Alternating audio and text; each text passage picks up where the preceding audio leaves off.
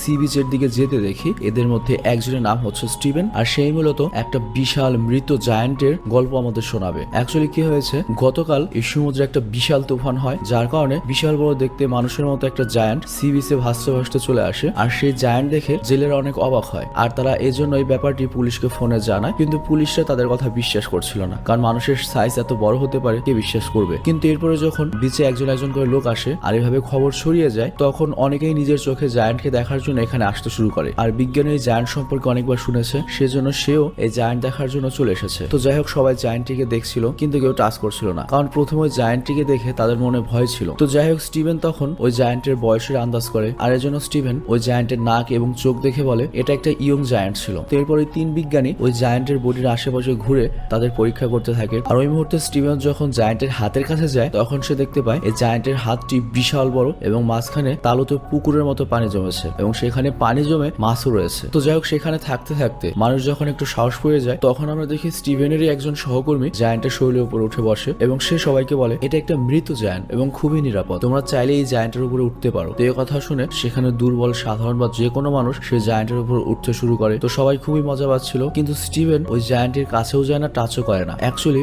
Steven এই পুরো বিষয়টি খুব গভীরভাবে দেখছিল। তো যাই হোক, এরপর আমরা দেখি স্টিভেনের সহকর্মীরা ওই জায়ান্টের ব্যাপারে নোট বানাতে শুরু করেছে। আর এদিকে সময়ের সাথে সাথে সেখানে থাকা লোকজনের সংখ্যা কমতে থাকে, মানে সন্ধ্যা হয়ে যাচ্ছে, সবাই চার্চের বাড়ি ফিরে যাচ্ছিল। তো এর পরের দিন স্টিভেন আবার এখানে আসে, কারণ ওই জায়ান্টের উপর তার আবারও ইন্টারেস্ট জেগেছে এবং সে ভাবে এই জায়ান্ট দেখতে আমার ভালোই লাগছে আর এতে আমার তো কোনো ক্ষতি হচ্ছে না। তো যাই হোক, তখন সে দেখে ছোট ছোট ছেলে মেয়ে ওই জায়ান্টের উপর স্লাইড খেলছে, মানে জায়ান্টের প্রতি তাদের ভয় একেবারেই কেটে গিয়েছে। এমনকি কিছু মানুষ ওই জায়ান্টের হাত পা কাটারও পরিকল্পনা করছে। তো এরপর স্টিভেন সিদ্ধান্ত নেয় সবাই চলে যাওয়া না পর্যন্ত সে এখানে থাকবে। তো এরপর সে যখন জায়ান্টের কাছে যায়, তখন সে দেখে ওই জায়ান্টের শরীরে পচন ধরতে শুরু করেছে, আর এই কারণে তার শরীরের সবকটি পার্ট আস্তে আস্তে অদ্ভুত হয়ে যাচ্ছিল। আর তখন সে দেখে জায়ান্টের কানে একটা মেয়ে নির্ভয়ে বসে মোবাইল টিপছে, মানে মেয়েটি জায়ান্টের কান চেয়ার হিসেবে ব্যবহার করছিল। আর এরপর স্টিভেন খেয়াল করে এই জায়ান্টের চেহারা খুবই সুন্দর ছিল, কিন্তু সেই সুন্দর লুকটি চলে গিয়েছে, মানে জায়ান্টের টিস্যু আস্তে আস্তে নষ্ট হয়ে যাচ্ছে, মানে ড্যামেজ হয়ে যাচ্ছে। তো এরপর স্টিভেন জায়ান্টের মুখের উপর একটা পোকাও দেখতে পায়, যেটা আস্তে আস্তে জায়ান্টের মুখের ভেতরে যাচ্ছিল, কিন্তু জায়ান্ট বেঁচে থাকলে এটা তো কোনোভাবেই সম্ভব হতো না। তো এরপর স্টিভেন সাহস করে সে জায়ান্টের উপরে ওঠে এবং জায়ান্টের বুকের উপর ওঠার পর সে দেখে জায়ান্টের হাতটি পচে গিয়েছে এবং তার একটা অংশ কেটেও নিয়ে যাওয়া হয়েছে, আর শরীরের পচা অংশ ছোট ছোট পাখি এবং পোকামাকড় মিলে খাচ্ছে। আর এরপর স্টিভেন জায়ান্টের চোখের কাছে যায় এবং দেখে চোখের উপরে একটা কভার তৈরি হয়েছে,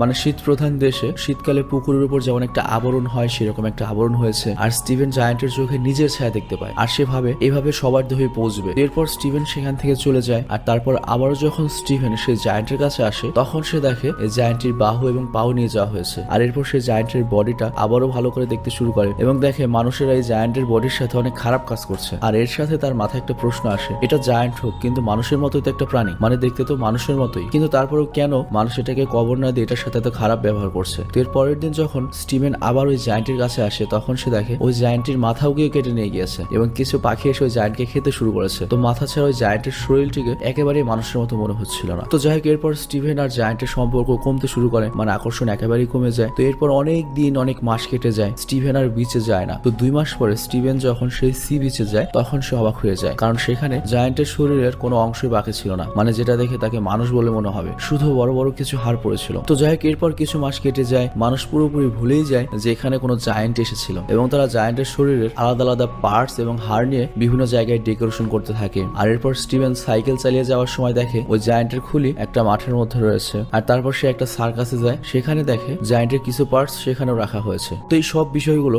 স্টিভেন অনেক মনোযোগ দিয়ে ভাবে এবং এখানে আমাদের একটা গভীর বার্তা দেয় যে একটা মানুষ কিভাবে পৃথিবীতে আসে, কিভাবে সে প্রতিষ্ঠিত হয়ে সবার কাছে নিজের সম্মান অর্জন করে, কিন্তু এরপর আস্তে আস্তে ওই মানুষটিকে সবাই ভুলে যায়, এমনকি সে মারা যাওয়ার পর তাকে আর কেউ মনেও রাখে না, সে পুরোপুরি নিশ্চিহ্ন হয়ে যায়। আর জায়ান্ট দিয়ে আমাদের সেটাই দেখানো হয়েছে, যেমন জায়ান্ট যখন প্রথমে এলো সবার কাছে একটা আকর্ষণের বস্তু ছিল। তো বিশাল ওই জায়ান্টটিকে দেখে প্রথমে কিন্তু মানুষ ভয় পেয়েছিল, কিন্তু যখন দেখলো এটা নড়ে না চলে না, তখন সাধারণ মানুষ সেটার ওপর ওঠা শুরু করলো। তারপর এত বড় একটা জায়ান্ট তার কানকে চেয়ার বানালো, তারপর মানুষেরা তার হাত পা কাটা শুরু করলো। এরপর ওই জায়ান্টের হাড্ডি গুড্ডি দিয়ে মানুষ ডেকোরেশনে বা সার্কাসেও নিয়ে গেল। তো এর মানে হচ্ছে ওই জায়ান্টটা যখন জীবিত ছিল অবশ্যই অনেক শক্তিশালী ছিল, ওই জায়ান্টকে নিয়ে মানুষের অনেক ভয় ছিল, কিন্তু ওই জায়ান্টটি যখন মারা যায় বা মানুষ যখন বুঝতে পারে এটার ক্ষতিকর নয় বা শক্তি নেই, তখন কিন্তু মানুষের সেটা পার্টস কেটে সেটার হাড়গোড় পর্যন্ত বিভিন্ন কাজে ব্যবহার করেছে। তো সিনেমাতে কি মেসেজ দেওয়া হয়েছে আমি জানি না, তবে আমি যেটা বুঝতে পেরেছি সেটা হচ্ছে অহংকার জিনিসটা শুধুমাত্র সৃষ্টিকর্তা নিজের জন্য রেখেছেন। আমরা যে অবস্থানে যত শক্তিশালী, যত টাকার মালিকই হই না কেন, অহংকার জিনিসটা কখনোই আমাদের মানায় না। কারণ আমাদের ক্ষমতা, অবস্থান কোনোটাই চিরস্থায়ী নয়। কারণ এই জায়ান্টটি যখন বেঁচে ছিল অনেক শক্তিশালী ছিল, সবাই অনেক